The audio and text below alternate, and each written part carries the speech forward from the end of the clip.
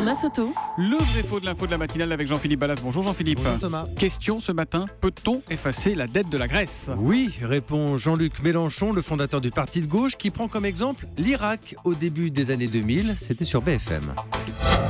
On a annulé d'entrée de plume la dette de l'Irak. Il y en avait pour combien ? 120 milliards de dollars. On a annulé d'un trait de plume la dette de l'Irak, dit Jean-Luc Mélenchon, mais est-ce que c'est vrai ou est-ce que c'est faux, Jean-Philippe ? C'est faux Thomas, ce n'est pas d'un trait de plume, ce n'est pas toute la dette de l'Irak et c'est une histoire quand même un peu particulière, difficilement comparable à la situation grecque. On monte dans la machine à remonter le temps du vrai faux ?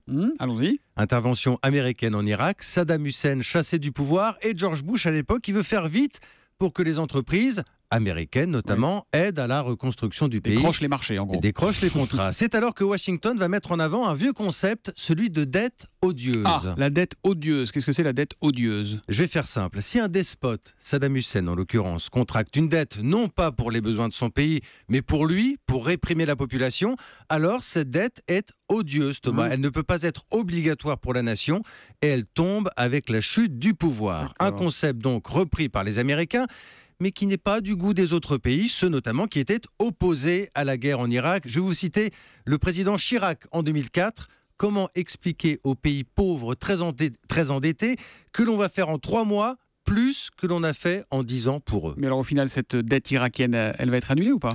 Après de longues discussions, le Club de Paris, qui regroupe plusieurs pays à l'époque, va en effet annuler une grande partie de la dette sous condition, là où Jean-Luc Mélenchon n'a pas tout à fait tort, puisqu'on parle de 80% à l'époque. Mais les négociations vont continuer ensuite avec d'autres pays, Chine, Égypte, Arabie Saoudite. Je vous épargne les détails. Débat très vif, Thomas, ces derniers jours, notamment sur les réseaux sociaux, entre défenseurs et adversaires de la théorie de Jean-Luc Mélenchon. Bataille de chiffres, parfois sous-estimée, bataille idéologique avec toujours un peu de mauvaise foi. J'aurais certainement des messages après cette chronique. Bref, la formule du trait de plume, c'est efficace, c'est séduisant, c'est forcément un peu réducteur. Voilà, pour les messages, c'est Jean-Philippe Ballas, le vrai faux de l'info de la matinale. En tout cas, c'est faux. On ne peut pas dire qu'on ait annulé la dette de l'Irak d'un trait de plume, comme le disait Jean-Luc Mélenchon. Le vrai faux qu'on retrouve demain à 7h30, après le journal de 7h30 sur Europe 1. À demain, Jean-Philippe. À demain.